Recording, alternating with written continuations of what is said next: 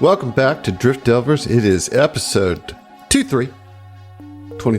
Yes. If you couldn't follow. The Michael Jordan episode. I almost led with that, and I was afraid that you would razz me for doing a sports reference because you're the gatekeeper of sports here. You know, if anybody says anything about sports, like, you're a bandwagon sports fan. Do you even know who Michael Jordan is? I do not gatekeep y'all against sports. No. Who's Michael Jordan? I'm just telling you, these are the thoughts that went through my head. I think he's a baseball player. Michael B. Jordan. I heard about a baseball player named Michael Jordan. I thought, he's a golfer, right? Wasn't he in Space Jam or something? Mm-hmm. Yeah. He's a failed actor, right? Yeah, not a great actor. Yeah. I love like, I'm the gatekeeper of sports. Y'all shit on me for liking sports. We do not. Don't. One time we've shit on you for liking sports. You enjoy your sport ball, right dude. now, that's what you're doing. Picking on me about sports. Yeah, but that's not shitting y'all on you. Let's start dropping F-bombs, all right? Fuck you, motherfucker. Motherfucker. Fuck all y'all. Go fuck yourself. I guess I'll go fart myself. That's not how F-bombs work. Yeah. You can just go to fart and heck. Wow. Bless you. Never Drop change. Meatwad back, sorry. I didn't get enough Meatwad last episode. Yeah. You had to get it in. I feel like You had to get it in for sure. Everybody wants some meat wad put in. Meatwad? Did you say put in or put in? Put in. Either one is bad. Neither of these are a good outcome. Everybody wants a meatwad put in. I didn't take long at all. No, I'm already at a loss, you know? Like, oh, man. Okay, cool. You know, when you've done 5 years of these shows, countless banters, at some point the banter just eludes you, you know, or it just gets away from you, I should say, you know? The thing, you know what I think is more difficult sometimes? This is so meta. When we record 2 episodes in an evening, and like we talk all the shit that we need to say to each other since the last time we saw each other out in the first episode, then it's like, well, now we got to come up with some. The second episode's always exactly. The second episode is when we reach out to the community, like, hey, what should we talk about in the banter? We don't even know, you know. Well, but on the flip side of that, like just happened, like sometimes when you do, because we record 2 episodes at once, like the second banter will be, we just pull something that we referenced in the first banter of the night, you know? And it's like, we got to fall back on this. That's how you end up with multi-episode jokes and references and whatnot, you know. That's how you build a community, right there. Is that how it is? Y'all take notes. We're giving this info away for free. This is free. Yeah, this is free. People charge you for this at seminars, man. We're going to start a service where you've got to pay us $25 a month on Patreon to get little nuggets of wisdom on community building like this. All right. What was that initial sponsor on APA? It was like jams and something. What was it? Chutneys and jams, Dustin man. coming with a throwback. Yeah, man. Oh, I thought thing. about that at a grocery store. I just The saw chutney. Strange Table Fellows Network has outlasted Chutneys and Jams, the business. I mean, we did that fairly quickly. Yeah. Like they became defunct like in our first year and a half. I right? don't know if that speaks poorly to us that the one company that we shouted out real hard just completely flopped afterwards. Nah, that's on them. I mean, Nissan's still doing pretty good. So Nissan's killing the game, dude. Nissan's out here crushing it, man. Yeah. Man. I'm tired, y'all. Oh yeah, you want to just call it, man? You want to let's just wrap it. Let's just wrap it. All right, let's do it. Wipe it, you know. I feel like. So, do you guys ever feel like sometimes you just don't have anything interesting to say, and then you realize that you're on a show that's all about saying interesting things, and you get kind of in a momentary. You came to the wrong place. Is that what our show's about? Is saying interesting things? I mean, hopefully, hopefully the things that we are saying are interesting. That's what the pre-written content is for. Yeah, but, giving us the interesting things. But I don't have an AP for the banter. You know? The first few minutes, man.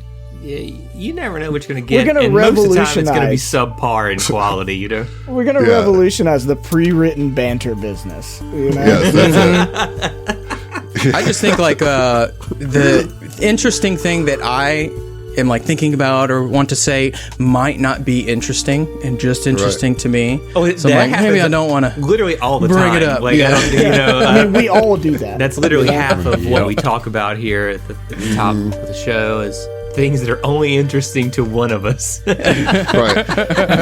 I mean, we've talked about fish so much on these shows, and like, really, truly, I'm the only one who really cares. You know what I mean? Like, I know that y'all like kind of like them, some of you, but I've like, become less of a fish fan.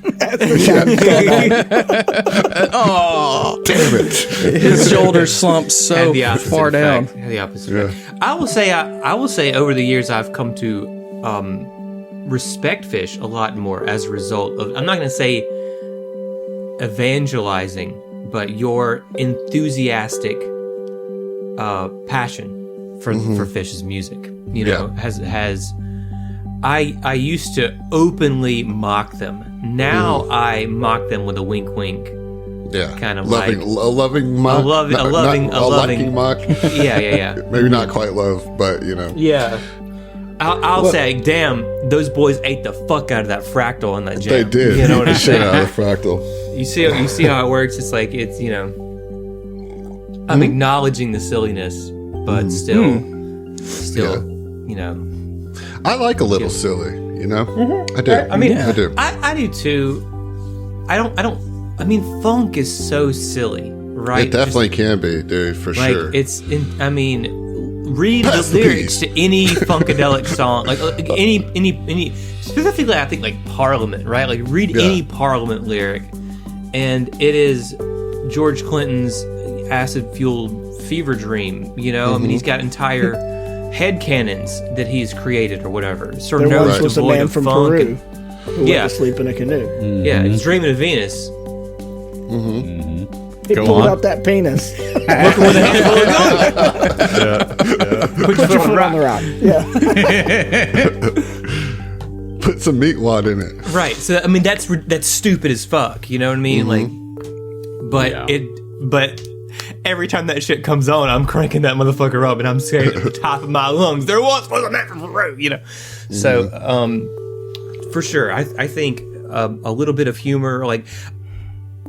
You know what I think? I think it's good when a band takes their music seriously but doesn't take themselves seriously, right? Yeah. Yes, I agree. And I think Fish epitomizes that, really. Oh, yeah. He played a vacuum when we saw them live. Yeah. So it was awesome. That was Zach's favorite part. My favorite part of the whole show, dude. I loved it. I really. That's like it changed my life. You know what I mean? That is the sickest vacuum solo you've ever heard. Admit it. No, it's not, dude. No, it's You've heard not. a better vacuum solo? I think there's a more interesting vacuum. So I can't remember what track it's on, but it's on Sheena Ringo's third album. And are you joking right now? No, I'm not kidding. Oh my God, really? The guitarist, he like makes like he's got a credit on the liner notes vacuum. Wow.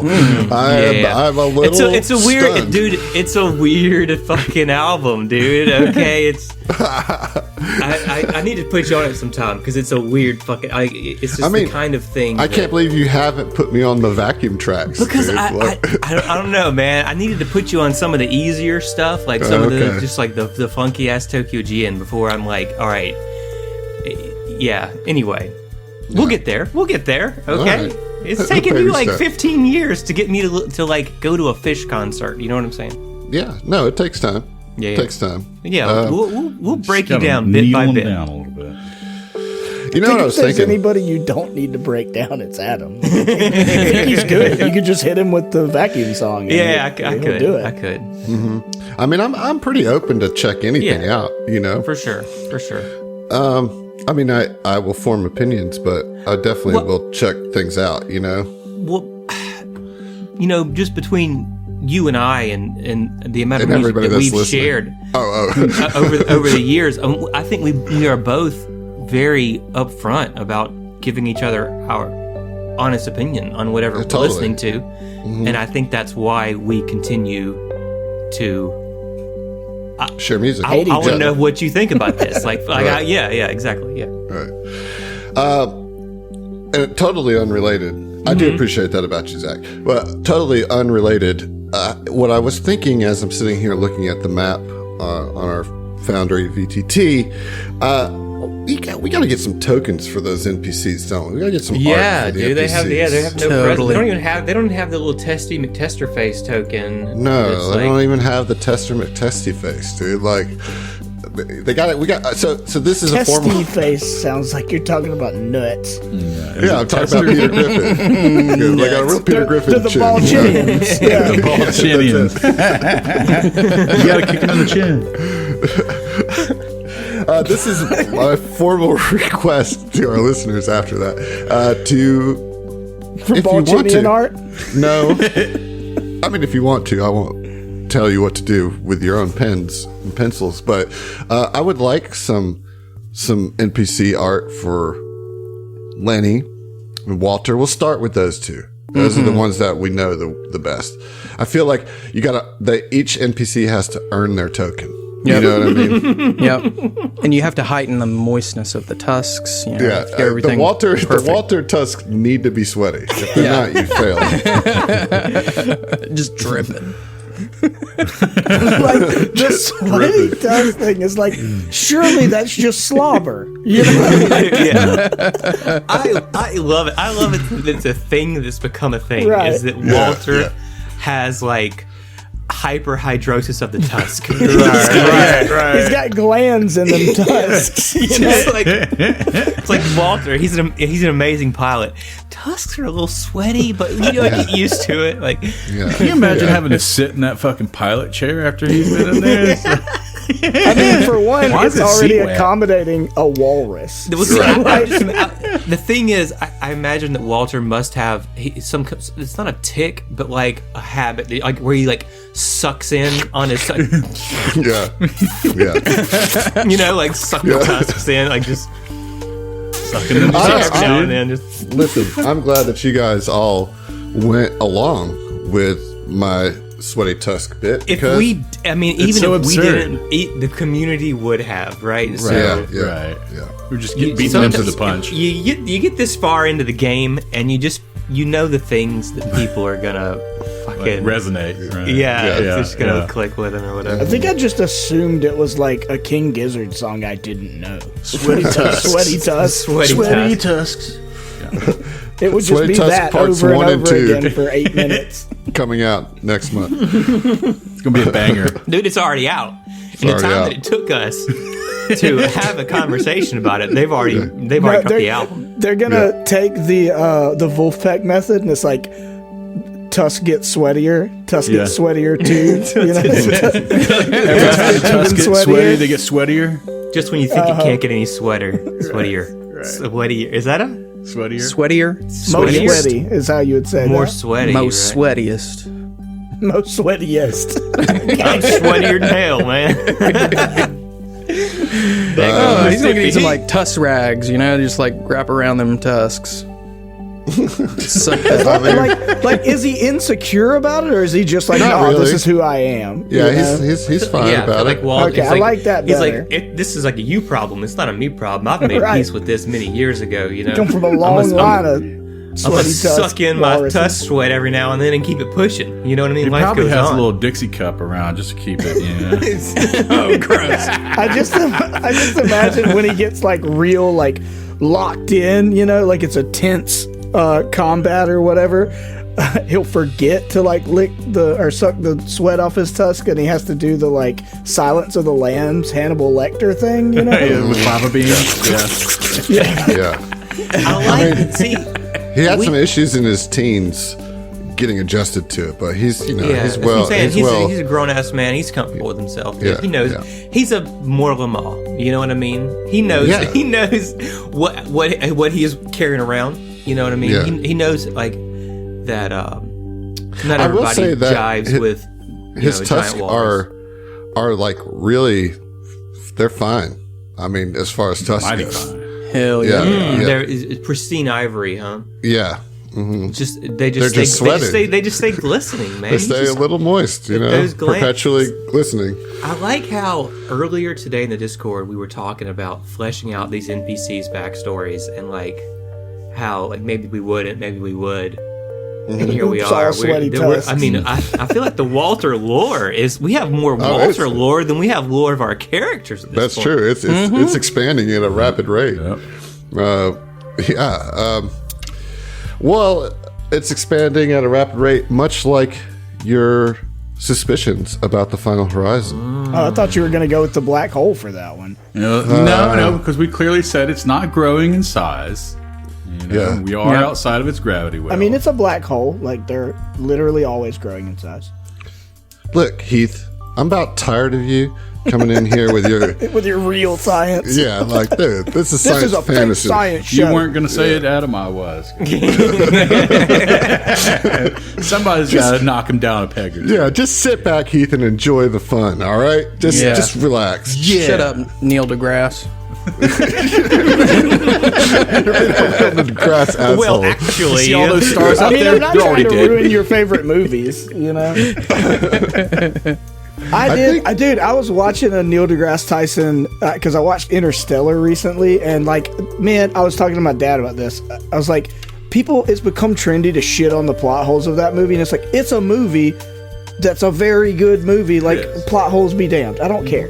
But like Neil deGrasse Tyson was interviewing Kip Thorne, who is the theoretical physicist that they consulted for all the stuff in that movie, and he shut down or at least justified a bunch of the supposed plot holes. Oh, really? And yeah, and one of them was it was Neil deGrasse Tyson trying to do a fucking actually, and he's like, all right, so, and he had already gotten debunked 3 times in a row, and he's like, all right, my next one, when he goes into the Tesseract and he's like bumping the books or whatever, it's supposedly that he knows the titles of the books, and that's how he's given her the information. And it was like, I had just watched the movie. It's like, it's Morse code, dummy. Like, he didn't memorize the names of the books from the other side of the bookshelf.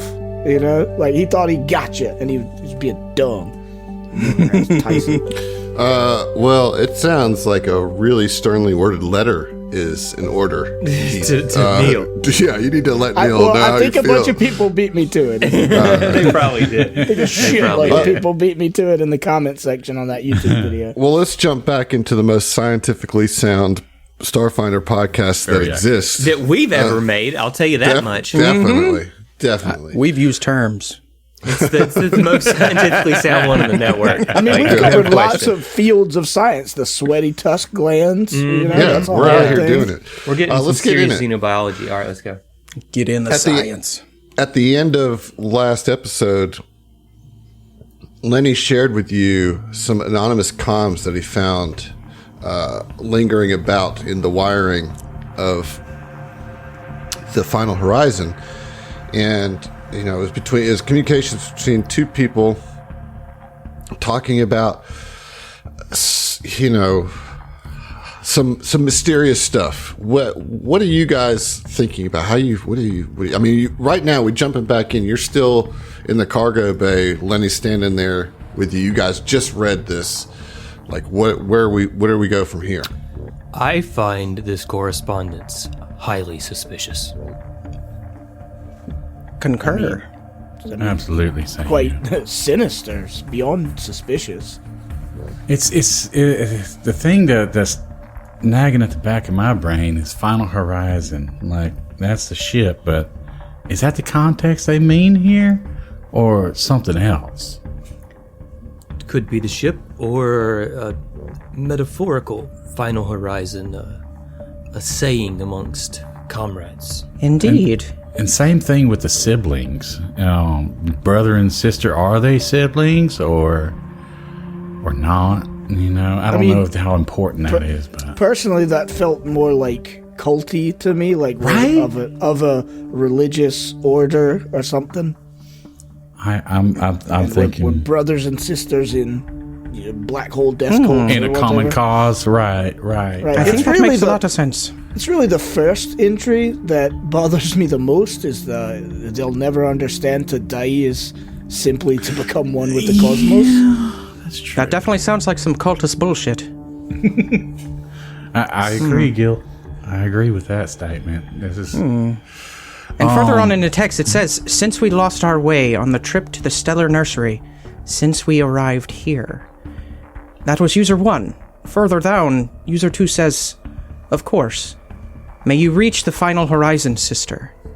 Right, so that's the complication, is we know that the final horizon, the ship, was on the way to a stellar nursery. Right. And then the drift crisis happens. Right. But they're still wishing them well on their journey to the final horizon. And then there's complications. I mean, it doesn't admit fault. It just says that there have been complications.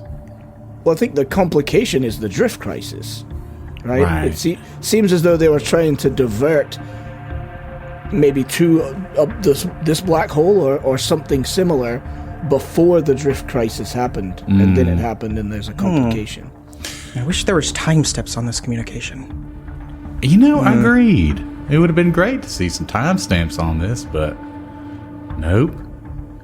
But this does seem like something that the abbot would be interested to see. Should we go just full disclosure? Full disclosure here. Yes, but what if the abbot is user 1 or user 2? Well, I don't think that's right. On the bridge where I was fixing up the computers, the flight calibration, he seemed... I asked to go down to the computer room and just to judge his reaction, and it seemed like he was concerned, literally telling the truth. He told me that it was dangerous down there and he would do it. Something about his password, but I think he's on the up and up. That's my feeling, at least. So you think we could probably rule him out as one of the suspicious parties? I think so, yes. But we just have to be suspicious about everyone else. Jesus. Maybe we should take this to him. After, of course, getting some sleep. All right. I mean, if you trust him. I think we're a few steps from trust, but that's just my gut feeling. What do you think? What do y'all think we should do with this anomalous calm? Well, I mean, we certainly need to investigate in some form or fashion. I don't want to do all this work to get this tub up and running, and then there's still an agent provocateur on board that undoes all our work, you know? Well, the thing is that like I feel we do have to disclose this to somebody, just because it would cut down on. They may understand this more than what we understand about it. There's a high likelihood they will. All right, let's go out on a limb and trust the abbot. Well, I will remind you that presently you guys are exhausted from a full day's work of repairing. Yeah, we have to.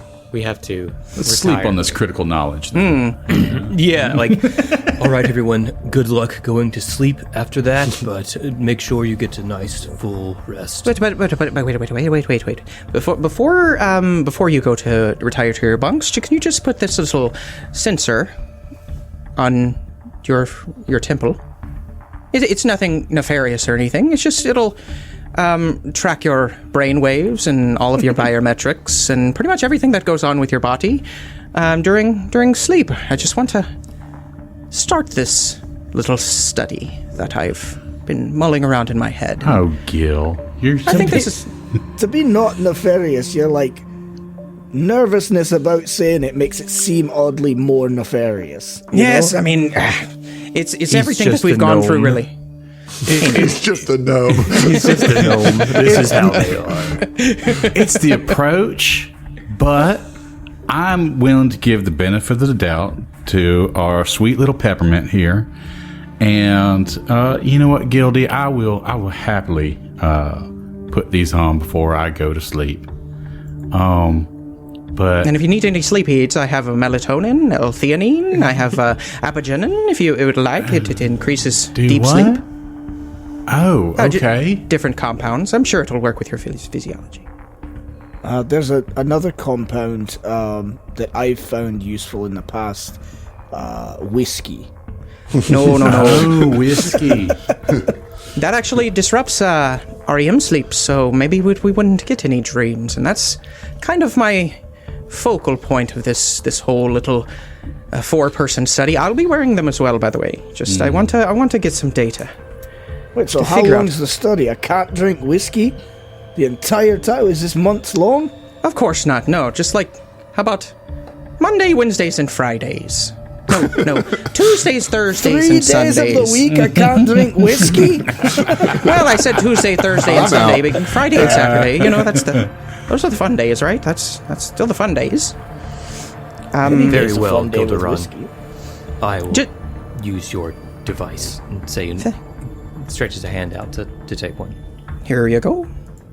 It's just like I'm And he imagining. looks at it. I mean, like what is this device? Is It's a like I biometric imagine just a monitor? tiny little circular disc, basically, that when you just press to your temple, it just, and you can like barely feel it, and it just is like, gathering biometric readings and brain waves, while you sleep. So if and when you dream, we can have that data, and if and when we have any kind of mystical dreams, it can start, compiling data to figure things out, Very interesting there. I like that. Okay. I mean, See he how is that a sleep develops. researcher. He is a sleep researcher. I right. know. Yeah. It's like we should have expected this sooner. Honestly, it's like, yes, of course, it was always going to come to this. There was going to be some point where he has It was inevitable. the talk. Like, Right. can I creep on all your sleeping or what? Like, is that gonna I feel like our relationship's progressed enough. To creep on all your sleep. I think we've been through a lot of things together. Yeah. Seiun, take off your clothes. I'm just joking. It's nothing I haven't seen before. But I do need the content of all your dreams. Yeah, exactly. I mean, I think the whiskey talk was a little bit of like masking a little bit of honestly insecurity on Raya's part. Like, she agrees and is like, all right, and takes it, but like kind of looks at it for a little while, and you can tell it's like not loving the idea of somebody like looking into her dreams. But she does sort of begrudgingly agree if it'll help, and in another respect is like, as a scientist is interested, but and I think Gil is also a little nervous about it. Yeah, I think Gil thinks that nervousness or that feeling that you're displaying on your face is because you can't drink whiskey. So he's just like, if you want to have a couple of drinks, just let me know, just so I know that it won't skew the data. I already know that as a variable. It's fine, Gil. I'm not an alcoholic. I was just joking about the. I mean, I like a nip of whiskey here and there, but it's not a big deal. In that regard. Well, it's what's fine. wrong? Oh, okay. Sue's always available to talk. So you guys make your way to your respective cabins, and everybody gets some much needed rest. Everybody falls asleep pretty quick, I'd imagine. It's a very long day, and I will say that Dustin, Gil dreams of butterflies, like lots of butterflies, and like it's all abstract, but it feels like it's prodding you to keep doing this. Like that you're on the right track with this, that you're helping your team open their minds to dreams, and you know that Desna certainly seems to be pleased with this. You know, So it's like a thumbs up, yeah, almost like. And God's you like, will- doing a great job out there, really. well, yeah, and you'll wake up with 5 temporary HP this time. But in the course of the evening, one of our characters here has a dream, and I must ask you guys, what sounds do we want to do for dream flashbacks? Oh, wow. Sucking we stick with the teeth like doodly-doo? sweaty tusks. No. We could stick with the doodly doos. I haven't done a good doodly do in a If it while. ain't broke, don't fix it. I guess. Yeah. I guess we'll poll. Do they want us to I mean, do a it's doodly the main feed. Like We'll do a doodly dude here. It'll be you nice know. for the APA, the people that did the APA. You know. Yeah, And then I mean, it'll- I like that. If it ain't broke, don't fix it. This is Right. the same feed. Like, this is the spiritual successor to Yeah. APA. Like, let's do it. Okay, so in that case, I do need some doodly doos from all of you. Right.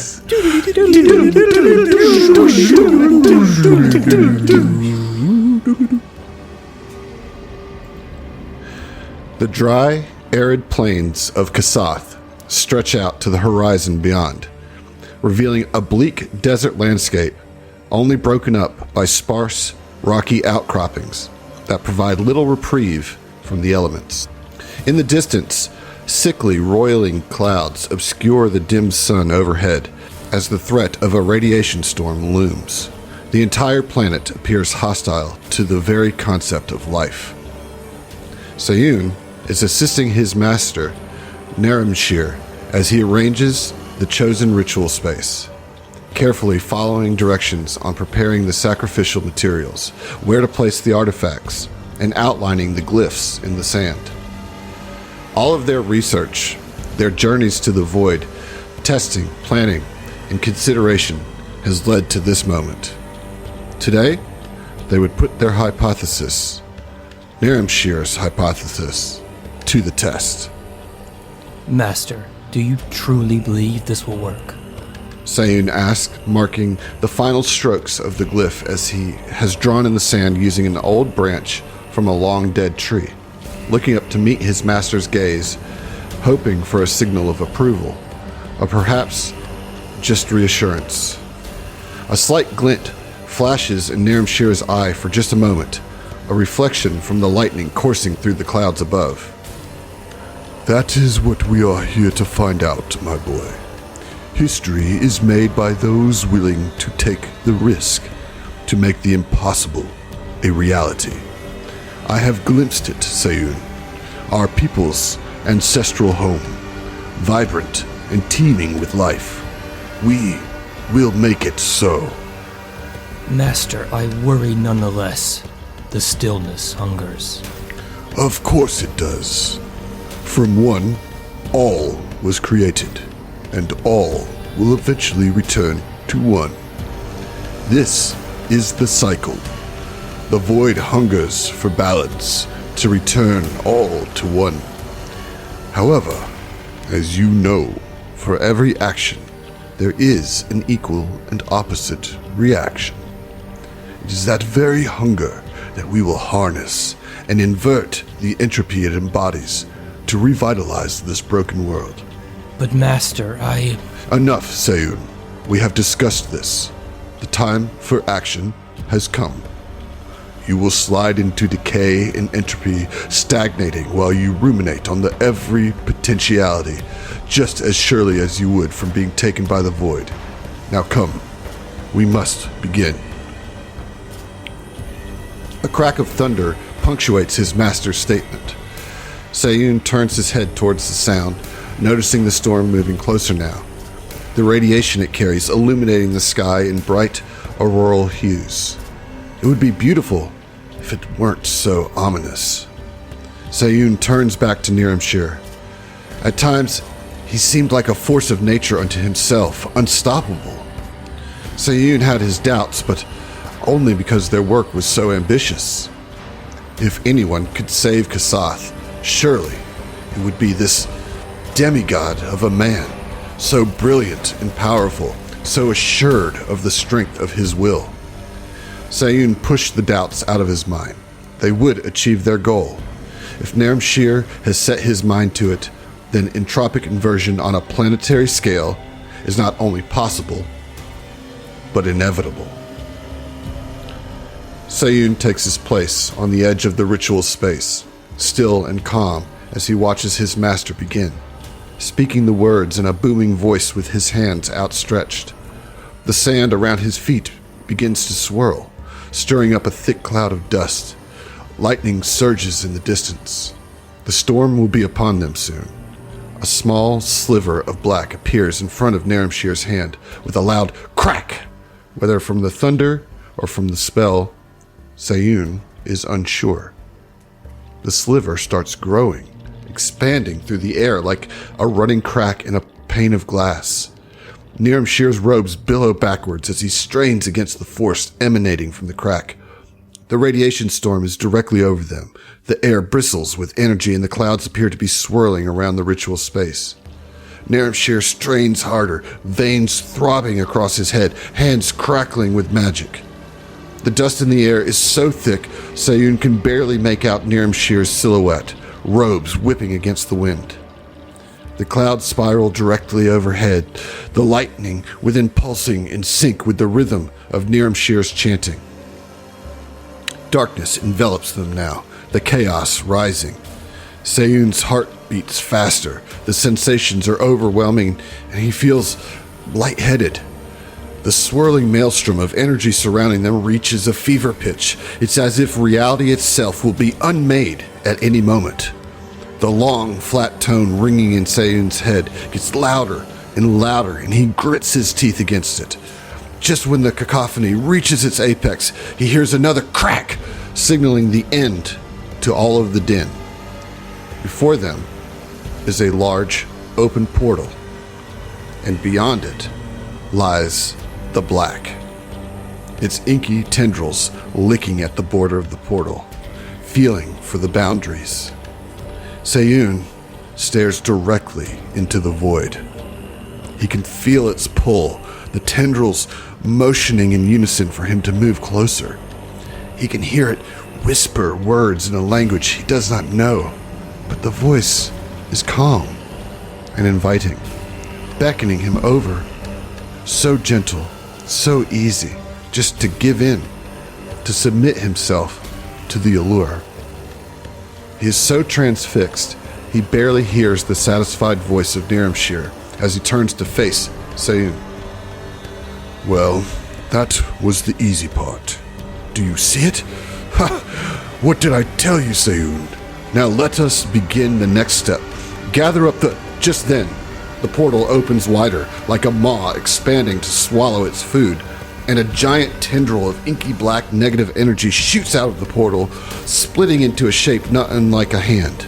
The hand is of something grotesque and terrifying. It wraps its digits around the body of Naram-Shir, and the sage's eyes go wide. All traces of the confidence he carried just moments ago vanished, replaced with a look of abject terror. The hand pulls Naram-Shir towards the portal, and Seiun instinctively leaps to grab his hand, pulling with all his might, but to little avail. Even as he strains, his feet slide along the sand, unable to dig in for leverage. Seiun is screaming, but the sound is absorbed by the darkness. He holds onto his master's hand, even as Naram-Shir's body is swallowed up by the portal. If words were spoken, he could not hear them. Unceremoniously, his master is enveloped by the black. Seiun still hangs onto his hand as his own is pulled through the threshold. He feels all of the negative energy beyond creeping up his fingertips, lapping at his flesh, his muscles, his nerves, unmaking his very essence. Another loud crack, and it's gone. He holds up his arm in front of him. Where once there was a portal to the void, there is only sand. And where once there was a hand, he sees only smoking black tendrils radiating from the stump of his forearm, floating off and dissipating into nothingness. His body shakes uncontrollably as shock takes over, until his vision fades to white and he slumps over, unconscious in the sand.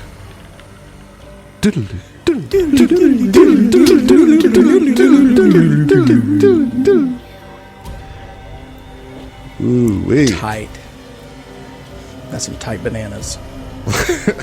Super tight bananas. P-tight bananas. P-tight. P-tight. Dustin gets it. I think this would wake Seiun up. With, he doesn't have tusks to sweat, but his big, long, big-ass head certainly would be in a cold sweat as he wakes down that 3-foot-long head. I imagine like Seiun has like a pillow, but it's not like sideways like everybody else. It's like a long ways pillow, and it's just like, I think it's just like drenched with a silhouette of sweat behind it. I thought he had a hole in the end of his bed that his head drops down into as he lays it back. You know? Like a little insert. Yeah. Yeah. But yeah, I mean, he wakes up with all of these thoughts in his head. He immediately thinks that he's having this vision, or experiencing this memory in a dream because of the influence of the black hole that they're around, and it has him a little unnerved, right? So by the time the morning comes and everybody is, stirring around, Seiun would go to Gilderon and just walk up curtly, and you can tell Gil that Seiun looks a little, like he's got bags under his eyes and everything like that, and he hands you the sleep monitor and says, "Gilderon, I would like to return this. I believe it is malfunctioning." Oh, what gives you that idea? I am not sure, but feel free to check your data and let me know what you find in there. Definitely, I will. You didn't sleep well? Not at all. Disturbing dreams. Interesting. I just dreamed of butterflies and I feel fantastic this morning. I'm sorry you didn't get your rest. Admittedly quite jealous of that, but yes, anyway, here. And just hands Gilda the device. I appreciate it. Can I analyze the data, find anything out? Definitely. I mean, in some ways you can kind of see what the dream was. See an echo or something of it, with all the data. Kind of like a holographic. Yeah, echo is a good word of it. So while Seiun probably dreamed of it in color and felt like he was there, you're kind of seeing just almost like a ghostly apparition version of it. Would I kind of intuit that it might be a memory? I mean, you would think so, considering that Seiun to have a prosthetic hand. You know what I mean? I think initially, having that intuition, I would kind of pause it, at the beginning, and get permission, because this is personal information that maybe he didn't want to share or something. He gave you permission. Okay. I didn't realize he expressly gave you permission, because I think he probably wants, to know why he's dreaming of this as well, right? Because it's something that he probably wouldn't spend a whole lot of time actively considering. Maybe might not be repressed per se, but a difficult memory, one that he's not going to go to for comfort or anything, right? Very interesting dream, to say the least. Did this happen? Seiun just holds up his yes, mechanical of hand. course. I'm sorry you went through that. That's I guess on the scale of what we've been through now, that's pretty on par, but I'm sorry you went through it. I am not seeking your sympathy, merely understanding. Do Hopefully you think that the presence of this black hole brought about this memory? Or perhaps your god Desna is wanting me to relive it for some Well, let's look at the data. I know what regular dreams are supposed to look like. At least I think I do. I guess I would analyze the data, see if there's anything anomalous that could... I mean, you see some data that's congruent with the dream that you had. You know, there's some wavelengths in the brain activity that are not consistent with Kasath biology. You know, Yes. and they have kind of the same shimmering feel as some of the code that you found at the dream station. Yeah, and I'm like reading the readouts on the screen, and I point to it. Now, see this waveform right here? This is an exogenous waveform that we don't really see in dreams and sleep.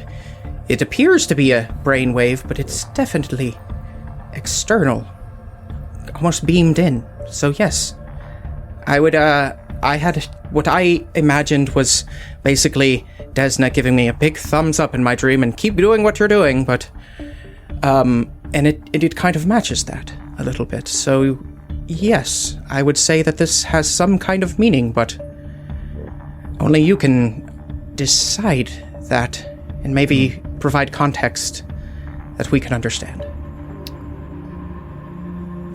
I think I perhaps understand your deity's message.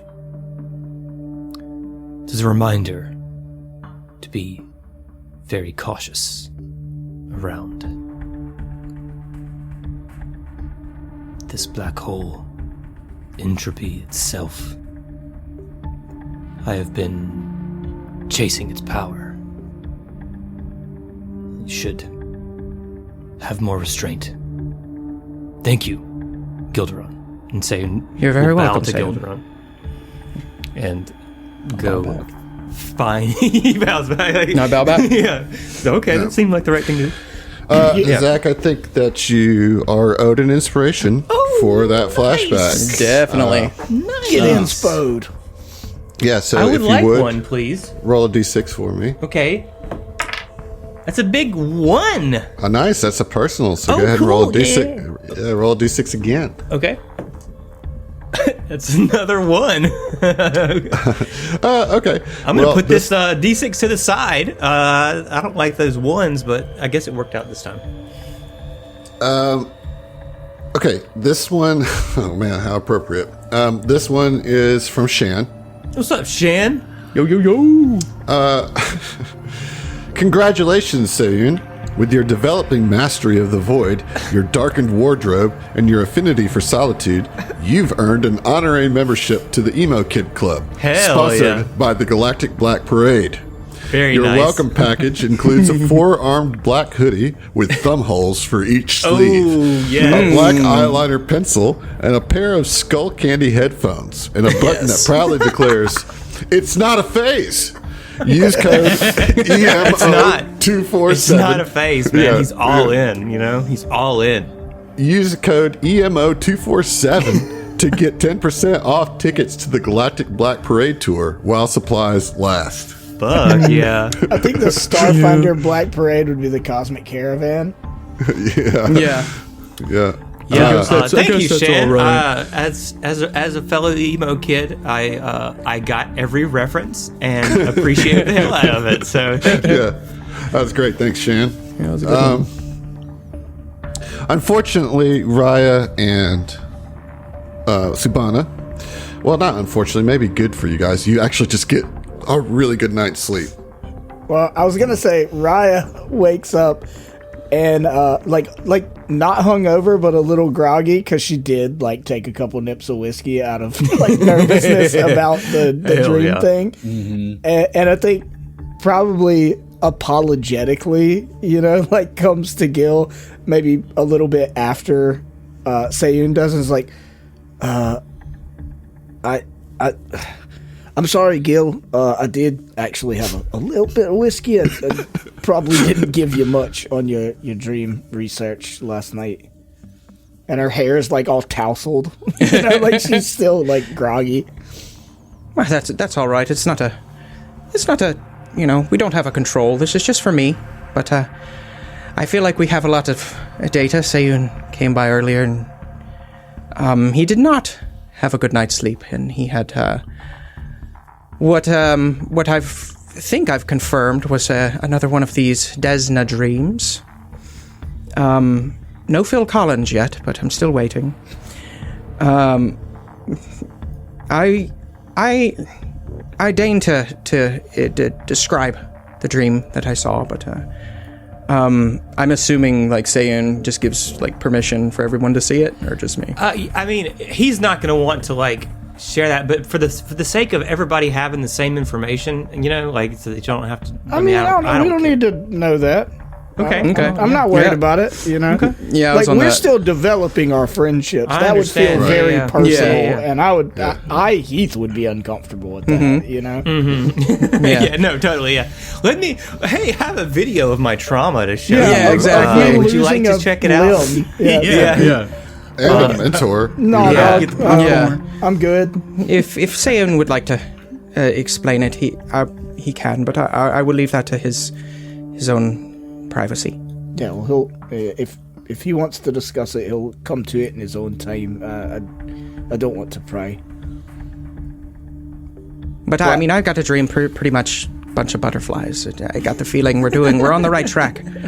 Well, I'll get you one of these days, I guess. She's like, you see her like kind of reverting herself, like, I don't know. Do I want to give you a dream? I don't know. Give me your dreams. So Subhana is also going to come in, and she looks a little tired, but she's cognizant. So, okay, Guilty. Here you go. I don't know what you're going to get out of it, but that's why you're the sleep researcher, I guess. I'll just add it to the database. Thank you, Sue. Mm-hmm. Thank you. Oh, I got this food synthesizer. Let's crank out some breakfast, and then that's literally what it is in the description. We're supposed to be eating breakfast. Oh yeah, a little bit of snack, just a snack, a pre-breakfast, first breakfast, second breakfast. It's as close to a fucking What about Hobbit over here. Yeah, exactly. Like, I get a coffee out of it. Species. They're cousins. Yeah. Although I will say, I loved Gil being like, I just dreamed about butterflies and woke up feeling great. Was the most enormous shit I've ever heard in my life. I'm no longer bleaching.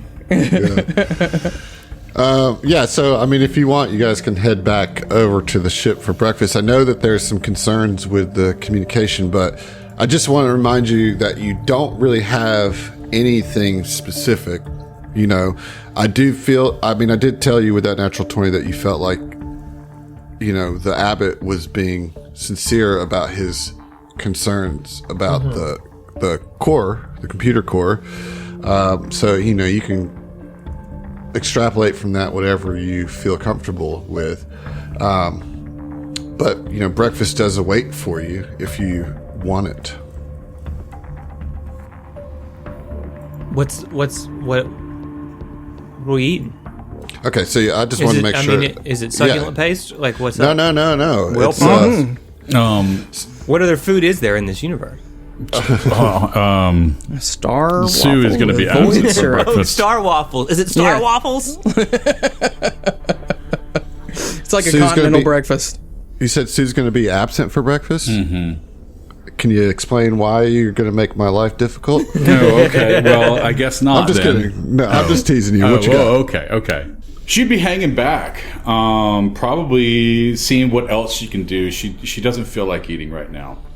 She doesn't know what's necessarily going on. Hanging back on the ship or like on your ship? No. She'd be on the Cos Monastery, but she would just not be eating right now. So where would she be going? What is she doing? I mean, I did make that. you dug this hole. No, I did dig this hole. But Wait, to clarify, is breakfast on our ship or on the Cos Monastery? It's on the Cos Monastery. yeah, we were invited by Talaris. Yeah, I was confused. yeah, but Talaris invited us. No. She's just trying to, I guess, get away. You know, like just kind of take a moment to herself to kind of recuperate. You know, I guess. So anywhere where she can be kind of like by herself a little bit. You know. So on your ship. Like I'm trying to track what it is. Making this a lot more difficult than really what it needs to be. She's not going to be attending. Okay, she is going to be on the Cos Monastery. Okay, she may just be wandering around. Is that okay? I just need to know where Sue is. Okay, like that's it. I'm just trying to understand where Sue is. Mm-hmm. Okay, you know, fair. No. Mentally and physically. No, well, mentally, she's in her head on some things. What about spiritually? Yeah. Emotionally? What about sexually? Yeah, what about sexually? Well, I mean, she's horny. That's what it is. Yeah, there you go. You go. Like she has private quarters. You know? Well, yeah, I'm just trying to understand what you're trying to do, so we can make that happen, right? So you don't want to be at breakfast. You're saying you want to take some time for yourself. The Cos Monastery is pretty populated with monks, you know. Although you could go into the Hall of Reflection and just sit. If that, you know, that is a quiet space generally. That's the winner right there. Yeah, that's the one. Yeah, absolutely. There we go. So she takes this little alcove where there's some books and whatnot, and she's just gonna kind of like. All right, sounds great. The rest of you go into the refectory. It's a strange word. Okay. Yeah. And like a rectory, but yeah. But a reflective rectory? Is that what we're guess? I mean, it's like the kitchen, so or it's like the eating hall. So maybe that's just a word I don't know. Yeah, I think. Yep. I mean, I don't know it. That's for sure. There's a whole lot of words in English. A word for a dining room. What a beautiful archaic word that is. Oh, it's a dining room, especially in monasteries and boarding schools, academic institutions. That's why I don't know it. I'm picturing long tables, everybody can sit like family style in, you know. That's exactly what it is. Yeah. Literally, we're here on the map, and that's what that is. Yeah. Yeah. So you go in there, and you don't see the abbot. However, you do see a Jamiroquai. Jamiroquai. Not Jamiroquai. Oh, that's way. Yeah. I don't know what it is, but if it's not Jamiroquai, it's less cool. Yeah. All right. Well, this is who you see. That's Jamiroquai. Oh yeah. That's pretty cool, but it's not Jamiroquai. They greet you as soon as you walk in. Wowie, you're new. Hi, new friends. A cheerful Jamiroquai dressed in a chef's smock and service apron waves a ladle in greeting. They bounce on their heels excitedly at the sight of newcomers. The monks don't recruit much and don't like visitors. They're the most boring people I've ever had the pleasure of feeding. So spill it. What are you doing here?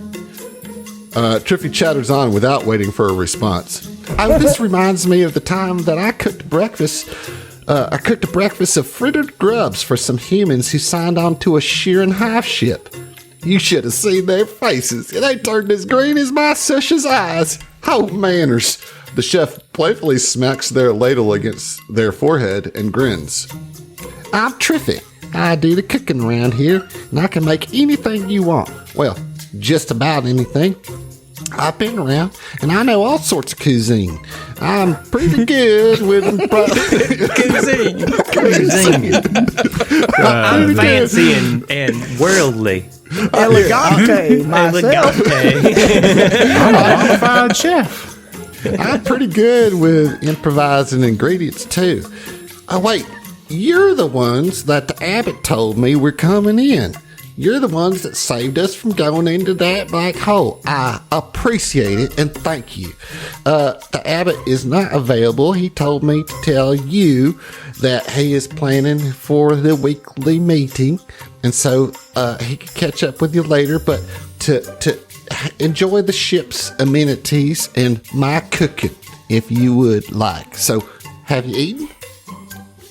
No. Would you like to?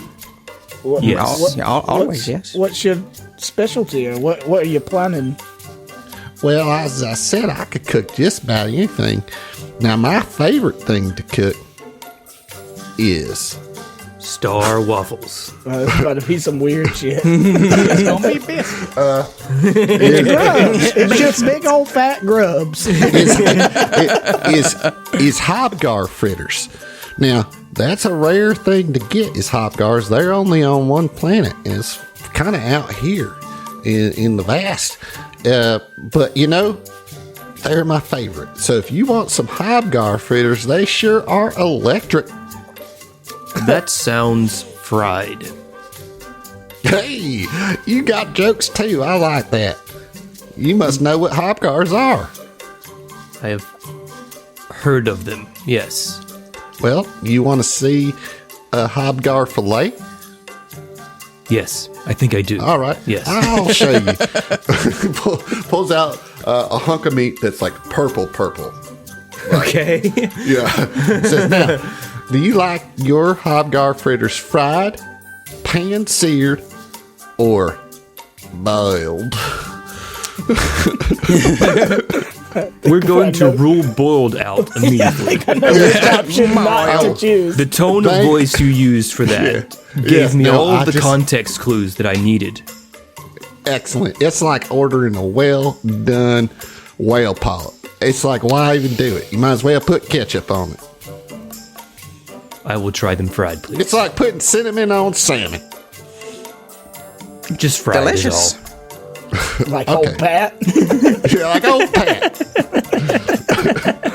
Anyway, Pat. Cinnamon on salmon. so I they don't know how I'd feel eating a hobgar. It's like a monkey, right? I mean, animals are animals, dude. You know, like I Tastes mean, like whale polyps, you man. say Come that, on. but like, there's like, I don't want to eat like my dog. You know, like there's lots of animals you don't necessarily want to eat. well, I don't know what to tell you, Heath. That's what Trippy's favorite thing to cook is hobgar fritters. Now, I could just cook you some eggs if that's all you want. What kind of eggs? Well, they're special eggs from the Condesses, where I got these hobgars too.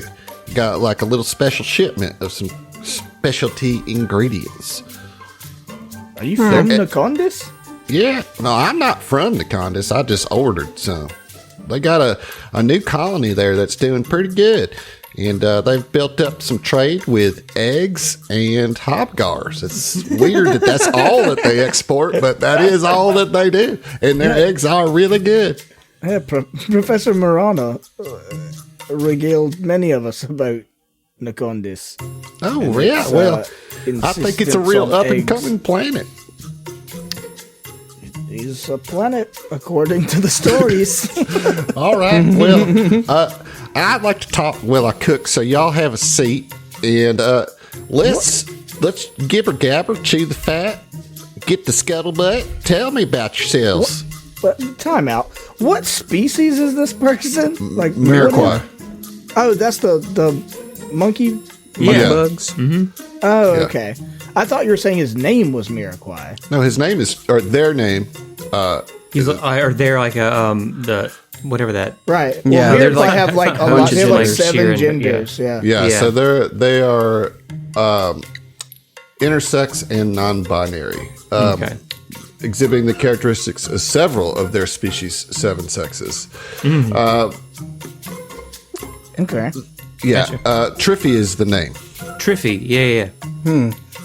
Well, Triffy, just give me chef's choice. Your decision. Well, it's going to be hobgar fritters. Well, cook it the way you want to cook it. Oh, I see. Yeah. Now Yes. look, Put what your I spin like on to do is like lightly fry them in a skillet rather than deep fry them. That way you save some of the tenderness. You get a nice little crust on it. It's real good like that. All right, I can't wait. I'll try the hobgoblin fritters, but could you do me a favor? Could you make an extra order? Once we get done, maybe I'll go find Sue and bring her some breakfast. What, I look like a takeout restaurant? I'm just kidding. Of course I'll get you an extra one. Well, thank you. Yeah, no problem. Now, sit down, talk to me, tell me about yourself, then roll me a D6. Okay. What? Okay. Everybody? No, just need one. Oh, okay. 6. All right. So, This you guys, is going to be a personal set of fritters. you guys get to talking. You share as much as you want to. Very whatever. little. Very little. I would assume little. But Triffy does most of the talking anyway. And Triffy gets into it's like, you want to hear about a little bit of this and a little bit of that? I got some tea that I would love to spill. Are you interested? Spill it. What Well, is I'll- the hot goss, girl? I like this one. He's funny. Listen, this place used to be even more boring. But getting hurled out of the drift threw everything out of balance. I've heard some of the monks arguing. They think they're being quiet, but on a quiet ship, everyone hears everything about whether to leave this black hole or not. A lot of them want to stay here and study it, but others don't think that's too smart. I don't like being so close to the thing. Maybe you could talk some sense into them. You said they were arguing. Well, yeah, they were kind of chittering and chattering back and forth with a little bit of tension in their voices. So you believe there is an ideological split within the I don't know monks. nothing about no ideologicals, but I do Fair know enough. I apologize. I do know that some people are scared of the black hole and some people are glad about it. Me personally, I would feel more comfortable if we were a bit further away from it, but I'm just a cook and, well, I don't have much say in much of anything. Except the ingredients I get to chop. Would you say that of the two groups, right? There's those who want to leave and get away from the black hole, and those who want to stick around. Did they all want to research it, or were there perhaps anyone who seemed even more excitedly interested in the black hole, maybe for other reasons? I mean, look, sometimes I get bored. I told you the ship's boring. And so sometimes I sneak into the Hall of Reflection where the monks are doing their communing with the stars. And I just overhear what they're saying. And I can't make it out too much because they're all chanting at the same time and saying different things. But every now and then I get like little things that creep me out. Like I hear something like that all embracing void business, or something about becoming the singularity. I don't know. It kind of makes me uncomfortable when I stop to think about it, so I don't stop to think about it very much. Oh well, I'm just here to cook the food, not contemplate religion and cosmic philosophy. As weird as they are easy to cook for. What? I can understand maybe some of those sentiments making you uncomfortable. Were there any of the monks in particular that were the ones that were chanting things that made you uncomfortable? Oh, I mean, all the monks are kind of the same to me. I'm sorry, I going to can't be touch more. that one. I'm Yeah, going to leave sorry, that one alone. I can't be more specific, but I couldn't really tell who was saying what, is what I'm saying. They were all kind of chanting at the same time, and I would just hear little snippets. I wasn't even supposed to be there, so I was kind of hiding back in the corners, or like at the doorway, really. So, no, I'm sorry. I don't know who was doing it, but I don't know. That just seems like all that same old mumbo-jumbo that these people are talking about all the time, with the stars and the black holes and gravity and photons and all that jimbo-jambo-jumbo stuff. All right. please continue to, call it all mumbo jumbo and jimbo jambo. That would be the best. That would be the best for you. I sense that I might have stepped my foot in something with you. No, not at all. Please. Like, I'd like for us to be friends, because I think you're pretty funny. We are extremely we're on very good terms. Well, that's great. You want to hear something else? Yes. I heard that the abbot was a mercenary. Got rich, but then gave it all up to join the order. Gotta be running from someone, I say. Or praying for forgiveness for all his past sins. Oh, now that. And Seiun looks at the party, sounds very interesting. Let's cut over to Subana. Yeah, let's do it. Subana, you're in the Hall of Reflection, yes, and you're just kind of sitting, maybe perusing through the text. The library. Yeah. Yeah, right? Mm. And I need you to roll me a perception check, please. Okay. Let's see what my perception is. I'm sorry, are you at the library or perhaps computer terminal? Where would Subana be? I would say that a library, the library, just because, books seem to keep people away from other people. You know what I mean? Like you look busy, right? Yeah, I look busy, All right. So you're up on that, little second tier split level up on the library. Yeah, roll me a perception, please. All right. So 12 on the die, so that's going to be an 18. All right. As you're looking through the books, kind of just flipping through some of these books, you see something written in the margins of one of the texts concerning mystical properties of stellar energy. And it reads, "Long have we trained and studied, meditating in silence on the light and darkness of the stars. Now, all that remains is transcendence. And we'll see you." Oh, we'll see you. Oh, shit. Right? They're up to something. Thanks for listening to the STF Network. If you want to hear more from us, check out our other Starfinder and Pathfinder shows at the STFnetwork.com. That's the STFnetwork.com. And support us on Patreon to listen to our bonus podcast, including our homebrew adventures and Tom Talks, our behind-the-scenes show. Stay groovy, possums.